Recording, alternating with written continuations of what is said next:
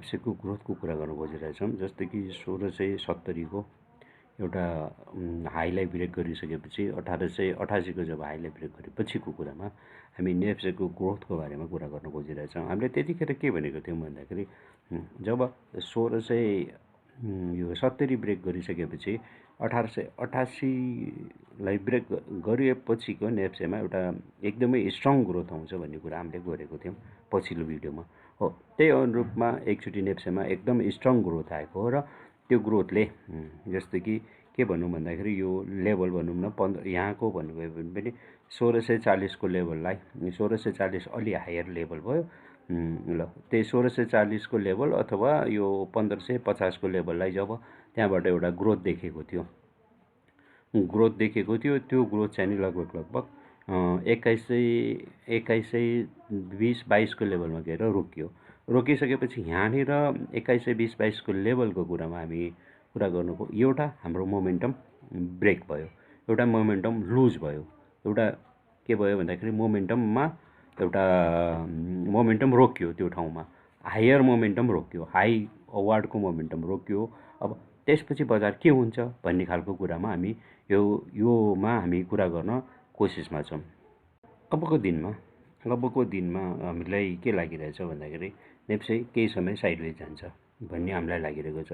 Sideways चाहिँ नि कस्तो भयो भन्दाखेरि नेप्सेको अब यात्रा भनेको 1901 भनौँ 1900 को लेभल भनौँ देखि 2120-22 को लेभलसम्ममा नेप्से केही समय साइडवेज जान्छ र केही समय साइडवेज जान्छ भनेको मतलब यो होइन कि लामो समय साइडवेज जान्छ भन्नु खोजेको होइन कि के हुन्छ भन्दाखेरि यसले यहाँ साइडमा आएर चाहिँ नि एउटा बाई जोन अब नेक्स्ट बाई जोन क्रिएट गर्न सक्छ। जस्तो कि यो मेरो विचारमा लागिरहेको चाहिँ नि त्यो सर्ट एन्ड पिरियड जस्तो हामीले यो जर्नलाइज गरेर टाइम फ्रेममा वाच गर्ने हो भने यो लगभग 24 डिसेम्बरसम्ममा नेप्सेले एउटा यात्रा तय गर्न खोज्छ। यात्रा बनाइसकेको हुन्छ कि हामी कुन साइडमा जाने भन्ने खालको यात्रा यसले देखाउँछ।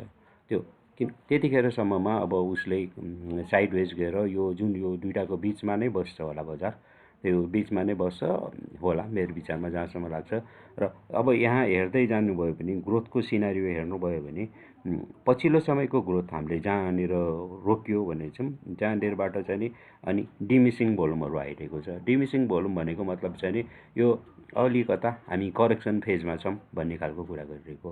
करेक्सन फेजमा भइरहँदाखेरि करेक्सन फेज पनि यस्तो पनि छैन कि करेक्सन फेजको जुन हिजोको क्यान्डलको कुरा गर्नुहुन्छ भने यो कहिलेको भन्दाखेरि डिसेम्बर 10 को कुरा गर्नुहुन्छ भने पनि त्यहाँ एउटा सिनारियो के जेनेरेट गर्न खोजिरहेको छ भन्दाखेरि चाहिँ नि यो भोल्युममा ग्रोथ त देखिएको छैन तर रुकआउट हुन चाहिँ नि कोसिस भइरहेको छ एभरेज भोल्युममा।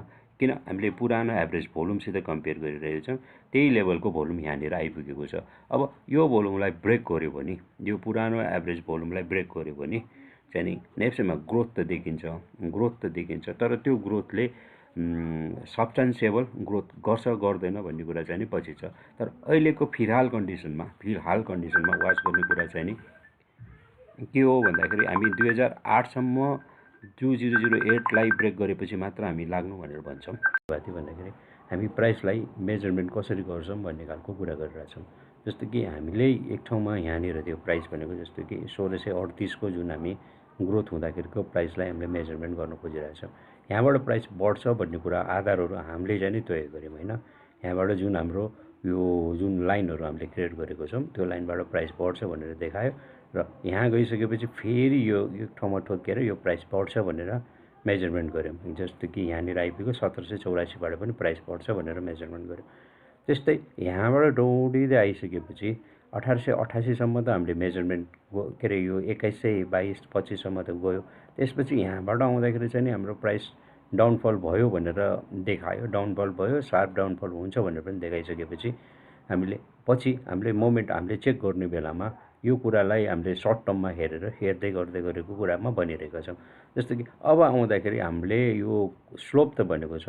अस्ति हामी पहिलाको प्रिभियस भिडियोमा पनि कुनै भिडियोमा भनेको थियौँ यो अपवर्ड स्लोप भनेको छ। अपवर्ड स्लोपले के गर्छ भन्दाखेरि ग्रोथ छ है बजारमा भन्ने खालको कुराहरू देखाइरहेको हुन्छ। अपवर्ड स्लोपले ग्रोथ देखाइरहेको भएर हामीलाई के लागिरहेछ भन्दाखेरि ग्रोथ चाहिँ नि देखिएको छ भन्ने कुरा एउटा भयो होइन। अनि अब अरू कुराहरूमा गर्दै जाँदाखेरि पनि मेजरमेन्ट गर्नेको विभिन्न पाटोहरू हुन्छ।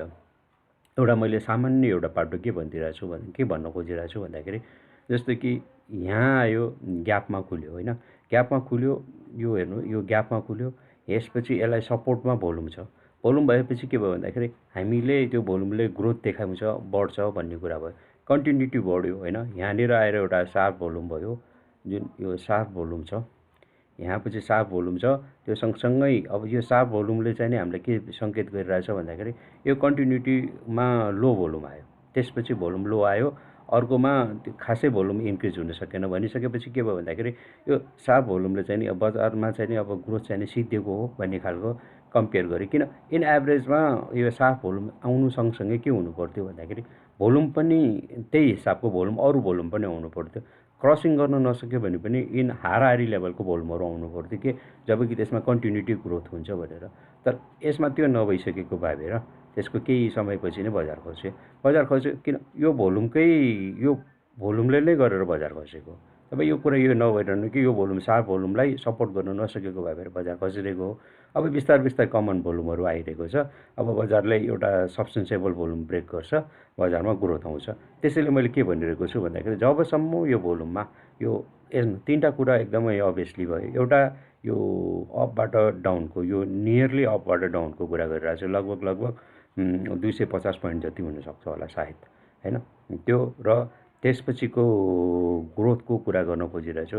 जब यो बजारमा ग्रोथ आउँदै जान्छ, बजारमा भोल्युम प्लस एडिसन भोल्युमहरू आउँदै जान्छ, त्यसपछि बजार ग्रोथ हुन्छ। तर एकदमै साइडवेज जान्छ भन्नुको कज चाहिँ नि के हो भन्दाखेरि यो जबसम्म हामीले यो माथिको यो यिनीहरू लेभलहरू जुन लेभलहरूमा मार्क गरिरहेका छौँ, जुन लेभलहरूमा ग्याप भएको छ, त्यो ग्याप फिल नगरेसम्ममा बजारमा कन्टिन्युटी नै हुन्छ अथवा के भनौँ भन्दाखेरि माइनर ट्रेन्डले जबसम्म त्यसलाई ब्रेक गर्न सक्दैन, माइनर ट्रेन्डले यिनीहरू सबैलाई जबसम्म ब्रेक गर्न सक्दैन तबसम्म मेजर ट्रेन्ड हामी कल्पना गर्न सक्दैनौँ। त्यसले गर्दाखेरि यो साइडवेज हुन्छ भन्ने कुरा चाहिँ नि मैले एउटा थ्योरिटिकल कुरा भनिदिएँ। त्यस्तै ब्याङ्किङ सेक्टरमा पनि हेर्नुभयो भने त्यो पहिलाको गरेको जस्तै गरेर हेर्नुभयो भने जस्तो कि यहाँबाट ट्रेन्ड सुरु भयो, ट्रेन्ड सुरु हुँदै जाँदाखेरि यो अब हाम्रो 1626मा एउटा ट्रेन्डको के भन्छ इन भयो भनौँ, मोमेन्टम इन भयो, ट्रेन्डको इन नभनौँ, मोमेन्टम इन भयो भनौँ। मोमेन्टममा अब तपाईँलाई अघि हामीले पहिला भनेको जसरी नै हेर्नुभयो भने पनि त्यो त्यस्तै नै लाग्छ। जस्तो कि यहाँ हेर्नुभयो भने अब हेर्नु सार्प भोल्युम आएको छ होइन, सार्प भोल्युम आएको छ, त्यसलाई सपोर्ट गर्न अर्को भोल्युम आएन, जसले गर्दाखेरि यिनीहरू कुराहरू हामीले जे भन्नु खोजिरहेको कुराहरू छ त्यसमा अब जबसम्म ज्ञान हुँदैन तबसम्म यिनीहरू कुराहरू देखिँदैन। नदेखिसकेपछि के हुन्छ भन्दाखेरि बजारमा कसैले के गर्यो, मलाई चिटिङ गर्यो जस्तो लाग्छ। बजारमा चिटिङ भनेको मार्केटले नै चिटिङ गर्ने हो। मार्केट नै यस्तो हो कि जसलाई पनि चिटिङ गर्नु, जति बेला पनि जुनसुकै ठाउँमा पनि चिट गर्न सक्छ मार्केटले। तर तपाईँले के गर्नु पऱ्यो भन्दाखेरि आफू कन्सियस के कुरामा हुनु पऱ्यो भन्दाखेरि बजारले मलाई चिट गर्न सक्छ है भन्ने कुरामा, मलाई चिट गर्न नदिनलाई आफू कतिको त्यसमा लाग्नुहुन्छ, त्यसमा हुनुहुन्छ भन्ने खालको कुरा गरिरहेछ। हामी यो ट्रेडरको साइकोलोजीबाट कुरा गरिरहेछौँ। यदि तपाईँ इन्भेस्टरको साइकोलोजीबाट कुरा गर्नुहुन्छ भने इन्भेस्टरको साइकोलोजीबाट के हुन्छ भन्दाखेरि बजार भनेको चलायमान हुन्छ, 2-4 दिन तलमाथि हुन्छ, फेरि एउटा आफ्नो गतिमा हिँडिरहेको हुन्छ, अविरल बगिरहेको हुन्छ। बजार एउटा दिशाबाट अविरल बगिरहेको हुन्छ। कुनै समयमा आउँदाखेरि चाहिँ नि अब यो के हुन्छ भन्दाखेरि त्यो बजारमा तरलता भनौँ अथवा तरलता नभनौँ कि त्यसमा हुने ब्लड भनौँ, भनेको मतलब मार्केटको ब्लड भनेको मनी, त्यो मनीले गर्दाखेरि नै अलिकता बजार सुस्ताउँछ भन्ने खालको कुरा हो। फ्लो हुने बेलामा जस्तो कि हामीले कुरा गर्छौँ वैशाख हुँदै बेलामा चारैतिर हरियाली, वसन्तको आगमन साथै सबै पातझात झरेर एकदमै खुङ्खार भएर झर्र भइरहेको देखिरहन्छ। हामी सधैँभरि वैशाखको कल्पना गर्न सकिँदैन। त्यसैले यो चाहिँ नि यो हाम्रो ट्रेडर साइकोलोजीको कुरा हेर्ने कुराहरू चाहिँ यिनीहरू भयो। अब अरू कुराहरूमा हेर्नुभयो भने प्रत्येक चोटिमा हामीले पढ्ने थ्योरी कुराहरू एकदमै राम्ररी पढ्नुपर्छ। जबसम्म हायर लोहरू ब्रेक गर्दैन तबसम्म तपाईँले यो यसबाट छोड्ने भन्ने खालको कुराहरू हुँदैन। अब त्यसको मेजरमेन्ट गर्ने तरिकाहरू धेरै तरिकाहरू हुन्छन्। धेरै तरिका हुने भएर तपाईँले त्यो मेजरमेन्ट कसरी गर्ने भन्ने खालको कुरालाई चाहिँ नि आफूले नै लिनुपर्ने हुन्छ। यो मैले ब्याङ्किङ सेक्टरमा पनि त्यही भनिदिएँ। अब यो यसमा के अरे डाउनफल भएको छ। अब यहाँ आउँदाखेरि के भन्दाखेरि यो ट्विजर क्यान्डल फर्मेसन भएको छ। ट्विजर क्यान्डलले फर्मेसन भएको छ। मेबी यसले 1414मै सपोर्ट लिन्छ।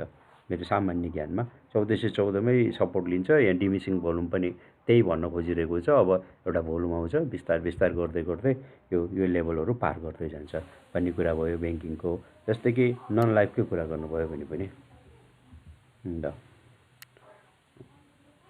नन लाइफमा पनि हेर्दै जानुभयो भने यो डाउनवार्ड कर्भ अब तलतिर आउन खोजिरहेको छ। जब यहाँबाट कन्भर्जिङ हुन्छ, जस्तो कि यहाँनिर आउनुभयो भने यो एउटा भोल्युमलाई हामीले याद गरिरहेको छौँ। यो एउटा प्राइसलाई याद गरिरहेको छौँ। यो प्राइसबाट बिस्तारै यसले गति लिन सक्छ भन्ने कुरा हो। यस्तो हेर्दाखेरि यो खस्दैन भन्ने कुरा चाहिँ यहाँ देखाइरहेको छ। अब त्यसलाई हामीले सर्ट टर्ममा हेर्नुभयो भने अथवा हामीले सामान्य कुरामा हेर्दाखेरि चाहिँ के भइरहेको छ भनेर भन्दाखेरि ल जर्नलाइज कुरा गर्नुभयो भने अब मैले के पनि भन्नु पर्दैन। तपाईँले पनि यसमा कम्पेरिटिभली हेर्नुभयो भने यो यस्तो नै देखिरहेको छ। जसले गर्दाखेरि यो इन्डिकेटरहरूले चाहिँ तपाईँले गरेको कुराहरूलाई अलिकता विश्वासिलो वातावरण बनाउने कुरा मात्रै हो। तर जबसम्म प्राइसलाई नै मेजरमेन्ट गर्ने राम्रो तरिका आधारहरू बनाउन सक्नुहुन्न र प्राइसलाई नै पढ्ने बानी हुँदैन तबसम्म केही पनि हुँदैन भन्न खोजेको हो। हाइड्रोको इन्डेक्सको कुरा गर्न खोजिरहेछौँ। हाइड्रोको इन्डेक्समा हामीले कुनै बेलामा के भनिरहेको थियो भन्दाखेरि यो यदि हाइड्रो 1300 जब यो डाउनफलबाट अप भइसकेपछि 1335बाट हाइड्रोको एउटा मोमेन्ट स्टार्ट हुन्छ भने अब त्यसपछि आएर के भयो भन्दाखेरि त्यसरी नै बढ्दै गयो र हाइड्रो अहिले स्विङको पोजिसनमा छ होइन, स्विङको पोजिसनमा छ। यो चाहिँ नि अब यसमा हेर्ने तरिकाहरू धेरै छन्। जस्तो कि यसमा हामीले पहिलाको कुरामा पनि हामीले भनिसकेको छौँ कि जसलाई एउटाले सपोर्ट गर्नुपर्छ भन्ने कुरा हो। अब अहिले आएर अलिकता यो करेक्टिभ मुडमा त देखेको छ होइन। यो डेली क्यान्डल बेसको कुरामा हामी कुरा गरिरहेछौँ। डेली क्यान्डल बेसमा चाहिँ कुरा गरिरहँदाखेरि यो करेक्टिभ मुडमा देखिरहेको भएर अलिकता हाइड्रो 1-2 दिन करेक्सन आउँछ कि भन्ने जस्तो चाहिँ देखिएको छ। जुन यो क्यान्डलको फर्मेसनको कुरामा हामीले कुरा गरेर खोजिरहेका छौँ कि हाइड्रोमा अलिकता 1-2 दिन करेक्सन छ भन्ने कुरा गरिरहेछ।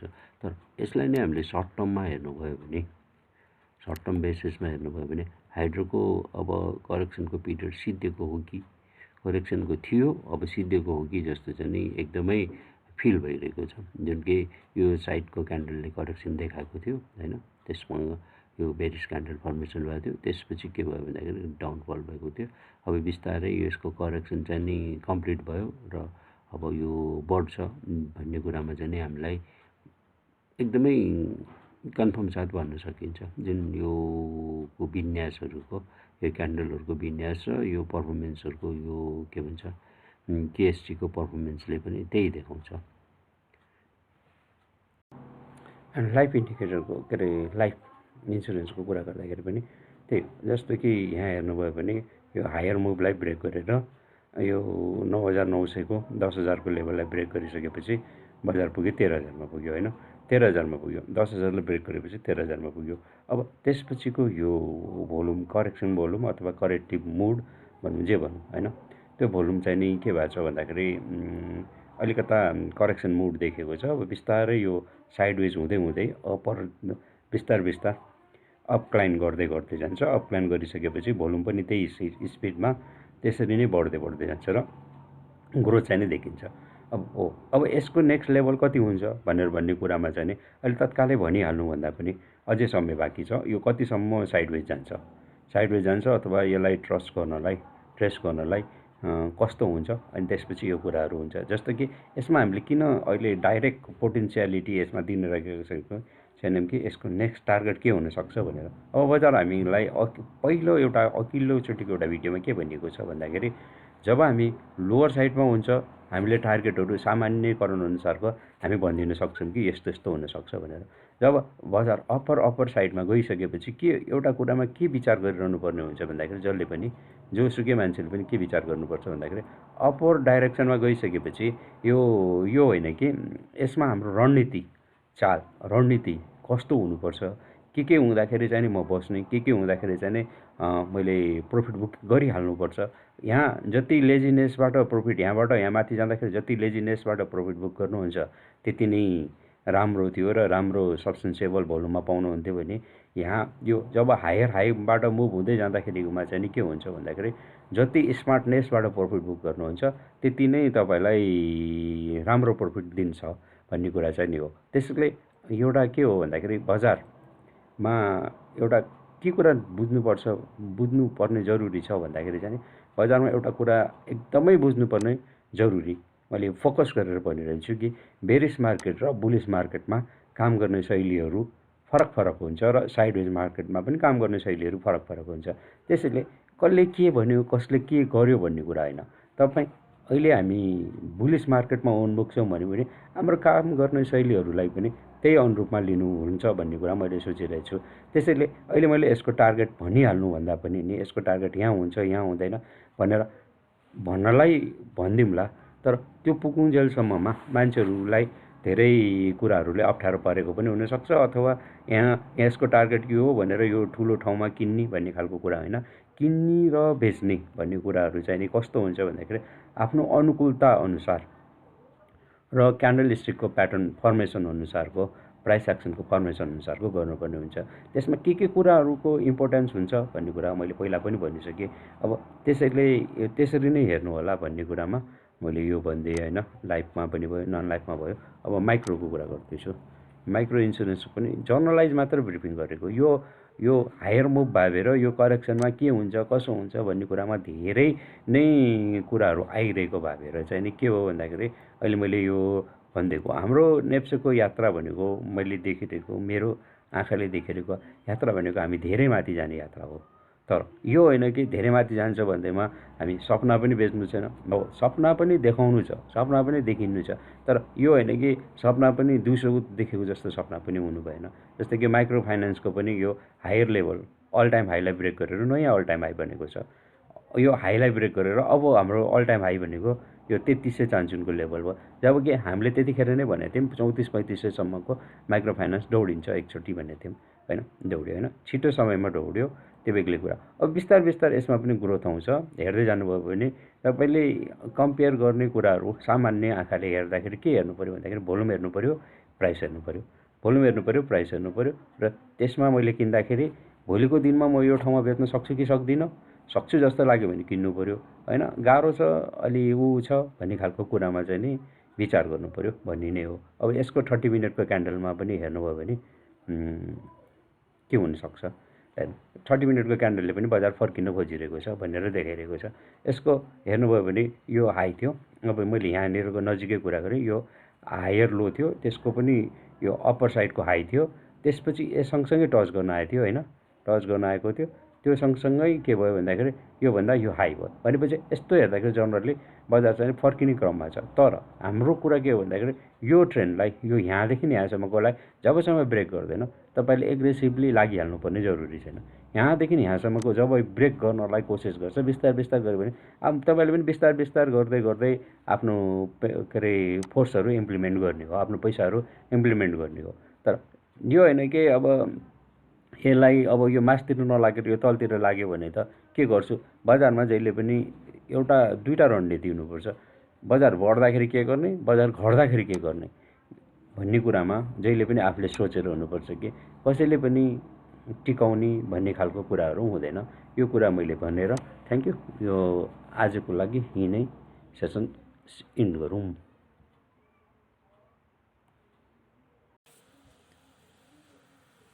भिडियो हेरिदिनु भएको र सुनिदिनु भएकोमा धेरै धन्यवाद। आगामी दिनमा हामीले योभन्दा पनि पावरफुल भिडियोहरू ल्याउनेछौँ। त्यसैले लाइक, सेयर र सब्सक्राइब गरिदिनु होला।